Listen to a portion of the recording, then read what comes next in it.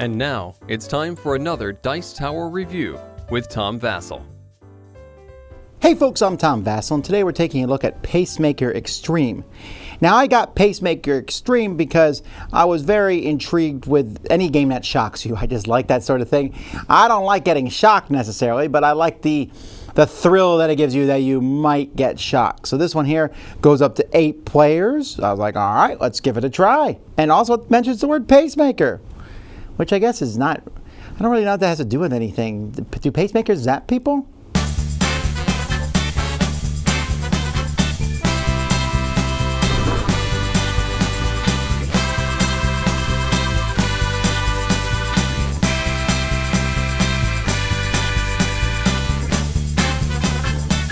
Here's the device in the game. Each person who's going to play is going to stick their finger underneath to press down the buzzer. There are 4 modes of the game. The number of lights when you press this button in the middle is going to show what mode it's in. So modes 2 and 6 are very similar. They have no shocking involved. While that light is spinning around at the beginning of the game, everyone presses their thing if they want to play. So here we have 5 people playing. You're going to wait for a ding, and the oldest player will hit their thing. And then after each ring, each person's going to hit their thing in a clockwise order.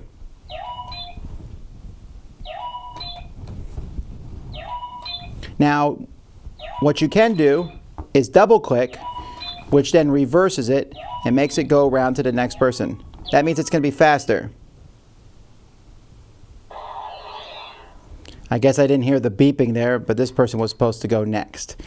Okay, so again, you're going to have your fingers in here, so you can play that with a shock factor. So let's try this out here. Let's see how bad the shock is. I'm just going to play with 2 players, and I'm going to mess up here and get shocked. Let's see how bad it is.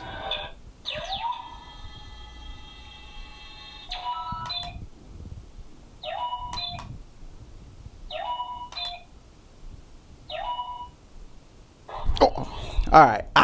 All right, so I got shocked there a little bit. Now, just to clarify, the shock there feels the exact same if you get shocked when you're like walking in a room and touch a metal object. That's exactly how it feels. It's not that bad, but mostly it's the surprise of it happening to you. So this is the shocking aspect as you go around. And again, as you are, you can play with everybody involved with 8 players.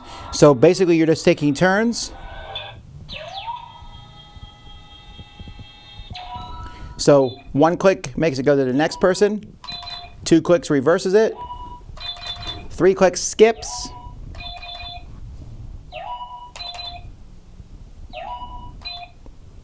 and you're just going to keep doing that till someone gets buzzed.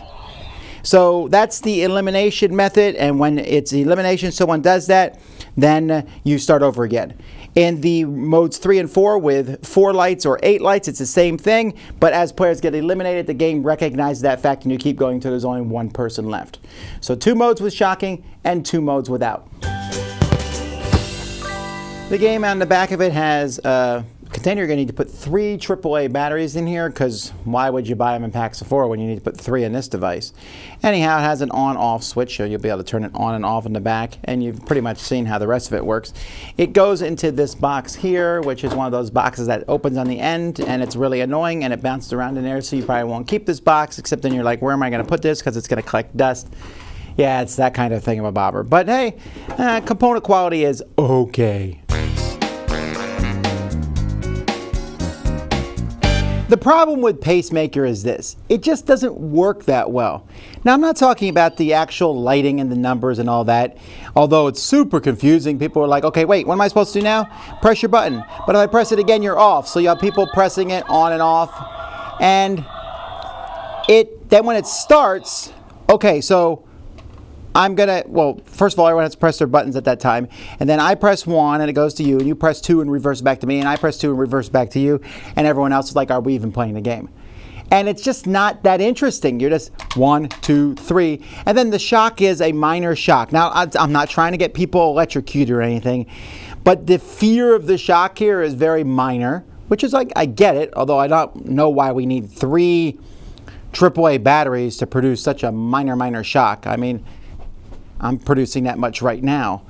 But it's not that fun. Like these games, you feel like, oh, what am I going to do next? What's going to happen next? But it's basically like you're playing Uno with this. And for some reason, that combo doesn't work. Every time I play this game, every time. I play with different groups of people, and someone doesn't know what's going on. Wait, you said click now? What? Oh, I'm supposed to click back? And a lot of times, the wrong person gets shocked because someone else messes up. And the rules and everything are just kind of vague. Hit it once, wait till you hear this sound. Then what does that sound mean? That sound means it's speeding up. But how are we supposed to remember all these, what these different sounds mean?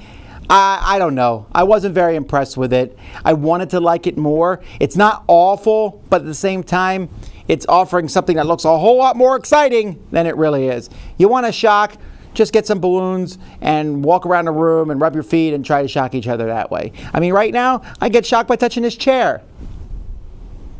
That was worse than the game. Dice Tower Judgment? Yeah, no.